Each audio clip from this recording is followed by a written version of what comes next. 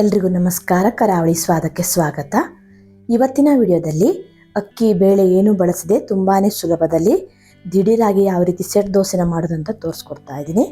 ತುಂಬಾನೇ ರುಚಿಯಾಗಿರುತ್ತೆ, ಅಷ್ಟೇ ಬೇಗನೆ ಮಾಡ್ಕೊಳ್ಬಹುದು. ಬನ್ನಿ ಹೇಗೆ ಮಾಡೋದಂತ ನೋಡೋಣ. ಮೊದಲಿಗೆ ಒಂದು ಮಿಕ್ಸಿ ಜಾರ್ ತಗೊಂಡು 1 ಕಪ್ ಆಗುವಷ್ಟು ರವೆನ ಹಾಕ್ಕೊಳ್ತಾ ಇದ್ದೀನಿ. ಉಪ್ಪಿಟ್ಟು ಮಾಡ್ತೀವಲ್ಲ ಮೀಡಿಯಂ ರವೆ ಅದನ್ನು ಹಾಕ್ಕೊಂಡಿದ್ದೀನಿ.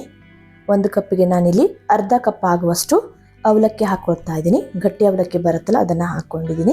1 ಕಪ್ ರವೆಗೆ ಅರ್ಧ ಕಪ್ ಆಗುವಷ್ಟು ಅವಲಕ್ಕಿನ ಹಾಕಿ ನೋಡಿ, ಈ ರೀತಿ ಸ್ವಲ್ಪ ನುಣ್ಣಗೆ ಪೌಡ್ರ್ ಮಾಡ್ಕೊಳ್ಬೇಕು.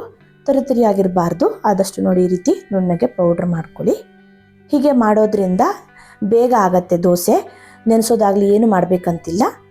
ನಂತರ ಅದೇ ಕಪ್ನ ಅಳತೆಯಲ್ಲಿ ನಾನಿಲ್ಲಿ ಅರ್ಧ ಕಪ್ ಆಗುವಷ್ಟು ಮೊಸರು ಹಾಕ್ಕೊಳ್ತಾ ಇದ್ದೀನಿ. ಮೊಸರು ಹಾಕಿದರೆ ಟೇಸ್ಟ್ ಚೆನ್ನಾಗಿರುತ್ತೆ. ಮೊಸರು ಬೇಡ ಅನ್ನೋರು ಸ್ಕಿಪ್ ಮಾಡ್ಕೊಳ್ಬಹುದು. ನಂತರ 1 ಕಪ್ ಆಗುವಷ್ಟು ನೀರು ಹಾಕಿ ಇದೆಲ್ಲವನ್ನು ನುಣ್ಣಗೆ ರುಬ್ಕೊಳ್ಬೇಕು. ನೋಡಿ, ಈ ರೀತಿ ನುಣ್ಣಗೆ ರುಬ್ಕೊಂಡು ಇದೆಲ್ಲವನ್ನು ಒಂದು ಮಿಕ್ಸಿಂಗ್ ಬೌಲ್ಗೆ ಸೇರಿಸ್ಕೊಳ್ತಾ ಇದ್ದೀನಿ. ಹಾಗೆ ಸ್ವಲ್ಪ ನೀರು ಕೂಡ ಸೇರಿಸಿ ದೋಸೆ ಹಿಟ್ಟನ್ನು ನಾರ್ಮಲಾಗಿ ಹೇಗೆ ರೆಡಿ ಮಾಡ್ಕೊತೀವಲ್ಲ ಅದೇ ರೀತಿ ರೆಡಿ ಮಾಡ್ಕೊಂಡ್ರೆ ಆಯಿತು. ಗಟ್ಟಿ ಮಾಡ್ಕೊಳ್ಳಿಕ್ಕೆ ಹೋಗಬೇಡಿ. ನೋಡಿ, ದೋಸೆ ಹಿಟ್ಟು ಈ ಹದದಲ್ಲಿ ಇರಬೇಕು. ಈ ರೀತಿ ಹಿಟ್ಟನ್ನು ರೆಡಿ ಮಾಡಿಕೊಂಡು ರುಚಿಗೆ ತಕ್ಕಷ್ಟು ಉಪ್ಪು ಸೇರಿಸ್ಕೊಳ್ತಾ ಇದ್ದೀನಿ. ದೋಸೆನ ಇನ್ಸ್ಟೆಂಟ್ ಆಗಿ ಅಂದರೆ ದಿಢೀರಾಗಿ ಮಾಡ್ಕೊಳ್ತಾ ಇರೋದ್ರಿಂದ ದೋಸೆ ಚೆನ್ನಾಗಿ ಉಬ್ಬಿ ಬರಲಿಕ್ಕೆ 1/4 ಚಮಚ ಆಗುವಷ್ಟು ಸೋಡಾ ಅಥವಾ ಈನೋ ಫ್ರೂಟ್ ಸಾಲ್ಟ್ನ ಹಾಕ್ಕೋಬೇಕು. ನಾನಿಲ್ಲಿ 1 ಅರ್ಧ ಚಮಚ ಆಗುವಷ್ಟು ಈನೋ ಫ್ರೂಟ್ ಸಾಲ್ಟ್ನ ಹಾಕ್ಕೊಂಡಿದ್ದೀನಿ. ಈನೋ ಅಥವಾ ಸೋಡಾ ಎರಡೂ ಬೇಡ ಅಂದರೆ ಸ್ಕಿಪ್ ಮಾಡ್ಕೊಳ್ಬಹುದು. ದೋಸೆ ಚೆನ್ನಾಗಿ ಸಾಫ್ಟಾಗಿಯೇ ಬರುತ್ತೆ, ಆದರೆ ಉಬ್ಬಿ ಬರಲ್ಲ ಅಷ್ಟೇ. ನೋಡಿ, ಈ ರೀತಿ ಹಿಟ್ಟನ್ನು ರೆಡಿ ಮಾಡಿಕೊಂಡು ನಂತರ ದೋಸೆ ಹೇಗೆ ಮಾಡ್ಕೊಳ್ಳೋದಂತ ನೋಡೋಣ. ತವ ಮೀಡಿಯಮ್ ಆಗಿ ಕಾದ್ಮೇಲೆ ಸ್ವಲ್ಪ ಎಣ್ಣೆ ಹಚ್ಚಿ ಹಿಟ್ಟು ಹಾಕ್ಕೊಳ್ತಾ ಇದ್ದೀನಿ. ಹಿಟ್ಟನ್ನು ತುಂಬ ಹರಡ್ಕೊಂಡು ತೆಳ್ಳಗೆ ಮಾಡ್ಕೋಬಾರ್ದು. ನೋಡಿ, ಈ ರೀತಿ ಸ್ವಲ್ಪ ಹರಡ್ಕೊಂಡು ದೋಸೆನ ದಪ್ಪ ಮಾಡ್ಕೊಳ್ಬೇಕು. ನಂತರ ಸ್ವಲ್ಪ ತುಪ್ಪನ ಹಾಕಿ ಮುಚ್ಚಳನ ಮುಚ್ಚಿ 1 ರಿಂದ 2 ನಿಮಿಷ ಗ್ಯಾಸ್ನ ಮಧ್ಯಮ ಉರಿಯಲ್ಲಿ ಇಟ್ಕೊಂಡು ಬೇಯಿಸ್ಕೊಳ್ಬೇಕು. ನೋಡಿ, ಈ ರೀತಿ ದೋಸೆ ಬೆಂದ ಮೇಲೆ ಮುಚ್ಚಳನ ಓಪನ್ ಮಾಡಿ ದೋಸೆನ ಮುಚ್ಚಾಕಿ ಇನ್ನೊಂದು ಸೈಡ್ ಬೇಯಿಸ್ಕೊಳ್ಬೇಕು. ಉರಿನ ಜಾಸ್ತಿ ಇಡಕ್ಕೆ ಹೋಗಬೇಡಿ, ದೋಸೆ ಸೀದು ಹೋಗಿಬಿಡುತ್ತೆ. ಗ್ಯಾಸ್ನ ಮಧ್ಯಮ ಉರಿಯಲ್ಲಿ ಇಟ್ಕೊಂಡು 2 ಕಡೆ ಚೆನ್ನಾಗಿ ಬೇಯಿಸಿದರೆ ದೋಸೆ ರೆಡಿ ಆಗುತ್ತೆ.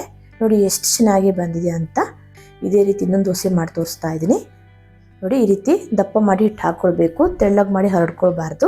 ತುಪ್ಪ ಅಥವಾ ಎಣ್ಣೆ ಹಾಕಿ ಮುಚ್ಚಳನ ಮುಚ್ಚಿ ಗ್ಯಾಸ್ನ ಮಧ್ಯಮ ಉರಿಯಲ್ಲಿ ಇಟ್ಕೊಂಡು 1 ರಿಂದ 2 ನಿಮಿಷ ಬೇಯಿಸ್ಕೊಳ್ಬೇಕು.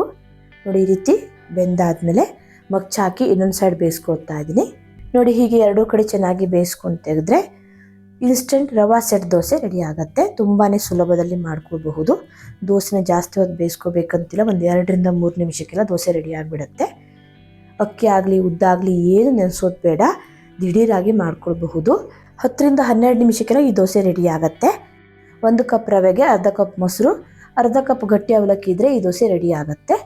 ತೆಳು ಅವಲಕ್ಕಿ ಬಳಸೋದಾದರೆ 1 ಕಪ್ ರವೆಗೆ 1 ಕಪ್ ಆಗುವಷ್ಟು ಅವಲಕ್ಕಿನ ಹಾಕೊಳ್ಳಿ.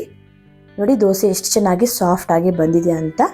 ನಾನಿಲ್ಲಿ ಆಲೂ ಬಟಾಣಿ ಮಸಾಲೆ ಜೊತೆ ಸರ್ವ್ ಮಾಡ್ಕೊಳ್ತಾ ಇದ್ದೀನಿ. ತುಂಬಾ ಚೆನ್ನಾಗಾಗಿತ್ತು. ಇದೆರಡರ ಕಾಂಬಿನೇಷನ್ ಅಂತೂ ಸಖತ್ತಾಗಿರುತ್ತೆ, ಅಷ್ಟೇ ಬೇಗನೆ ಮಾಡ್ಕೊಳ್ಬಹುದು. ವಿಡಿಯೋ ಇಷ್ಟ ಆದರೆ ಲೈಕ್, ಶೇರ್, ಕಮೆಂಟ್ ಮಾಡೋದನ್ನು ಮರಿಬೇಡಿ. ಮತ್ತೆ ಸಿಗ್ತೀನಿ ಹೊಸ ವಿಡಿಯೋ ಒಂದಿಗೆ. ಧನ್ಯವಾದಗಳು.